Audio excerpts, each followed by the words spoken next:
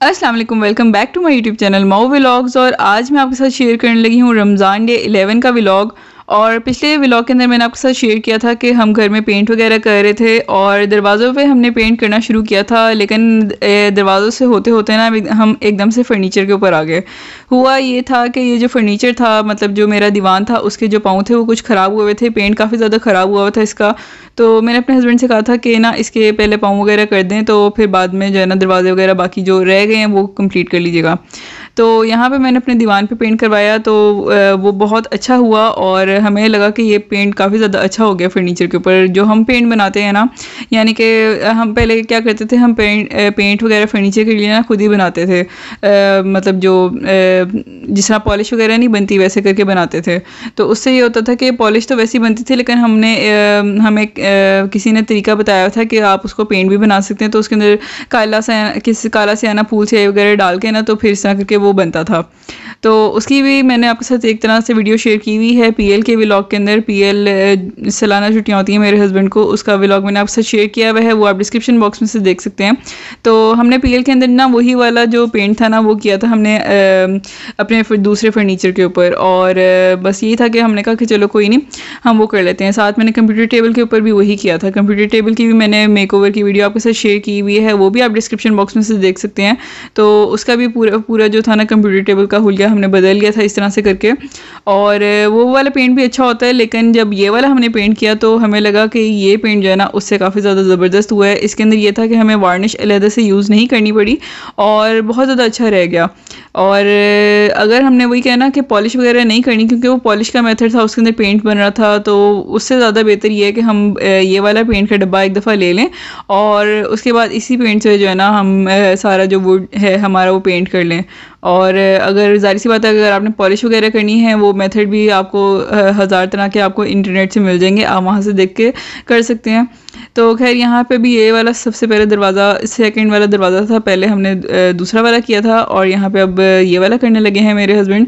और ये वाला जो दरवाज़ा था ना, इसको थोड़ा सा पेंट करना ट्रिकी था, क्योंकि इसका कलर जो था वो लाइट ही था शुरू से। और मुझे खैर इसका जो पहला वाला कलर था ना वो बहुत ज़्यादा पसंद था, पता नहीं क्यों मुझे बहुत ज़्यादा पसंद था उसका कलर।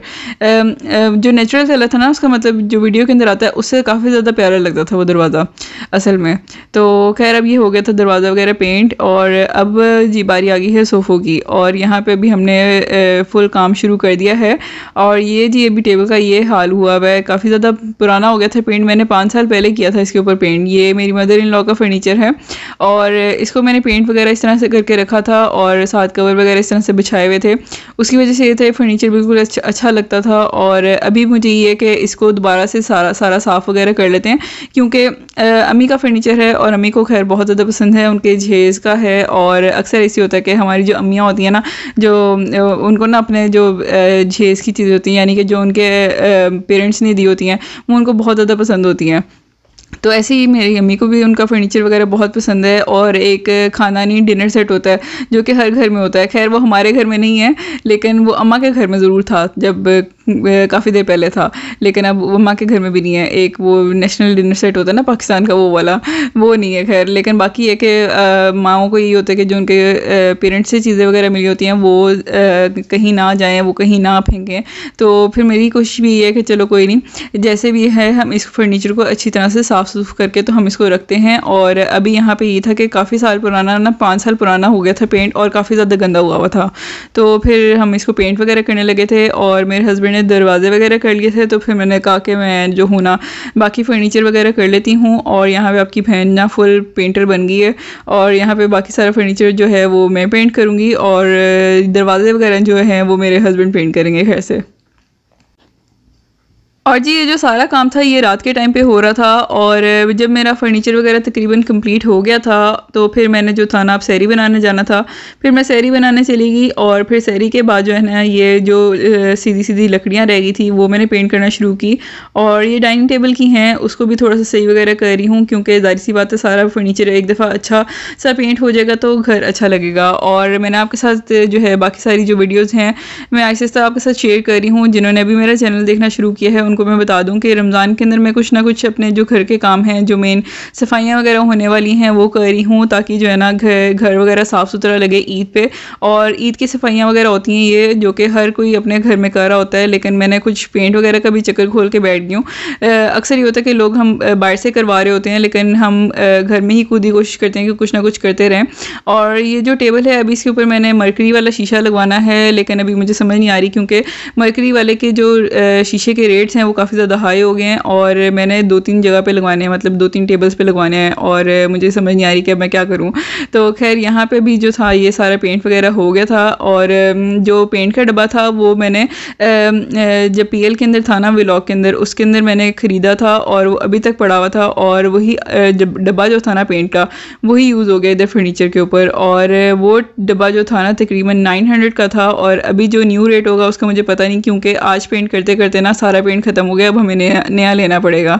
तो खैर यहाँ पे जो था ना अभी पकौड़े वगैरह बन रहे हैं इफ्तारी के अंदर, और यहाँ पे आलू चने बने हुए थे, और दही भल्ले भी अम्मी ने बनाए हुए थे। और अक्सर होता है कि ना मैं फ्राइड आइटम्स दिखाती हूँ इफ्तारी के अंदर, लेकिन हम सिर्फ फ्राइड आइटम्स नहीं खाते, हम ये दही भल्ले, आलू चने वगैरह, फ्रेश फ्रूट्स वगैरह भी खाते हैं, क्योंकि वो ये होता है कि इफ्तारी के टाइम पे फ्रिज से निकलते हैं ना, तो उससे पहले मेरी रिकॉर्डिंग वगैरह हो चुकी होती है, और फिर टाइम एकदम से निकल जाता है, तो रिकॉर्डिंग के अंदर ये चीज़ें नहीं आती हैं।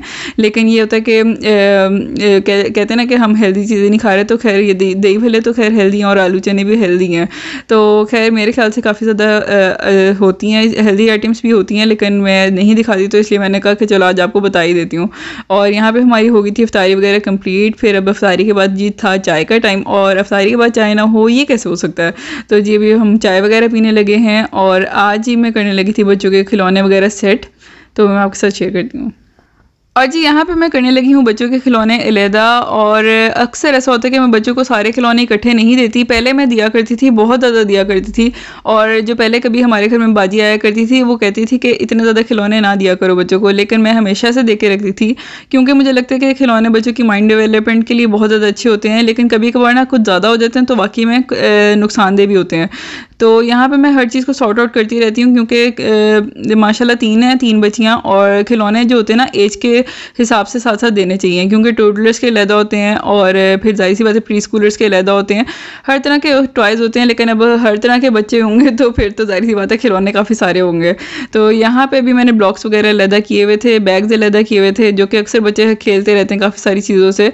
और पहले मैं इस तरह करके दे देती थी ना, और काफ़ी सारी जो चीज़ें थी ना मैंने बच्चों के लिए अलहदा से बनवाई थी। मैंने एक अलमारी बनाई थी बच्चों के खिलौनों के लिए, जो कि बिल्कुल काम नहीं आई, लेकिन अब यहाँ पे मैं इसको सॉर्ट आउट कर लिया है अच्छी तरह से खिलौनों को। यहाँ पे मैंने वुड्स के जो पजल्स थे वो अलहदा कर लिए, मेकअप सेट इनका अलहदा कर लिया, कलर्स अलहदा कर लिए, ये सारी चीज़ें ना मैंने अलहदा करके रखी हैं, ताकि ना आराम से जो है ना बच्चे जब भी जो भी चीज़ मांगे वो मैं निकाल के देती रहा करूँ।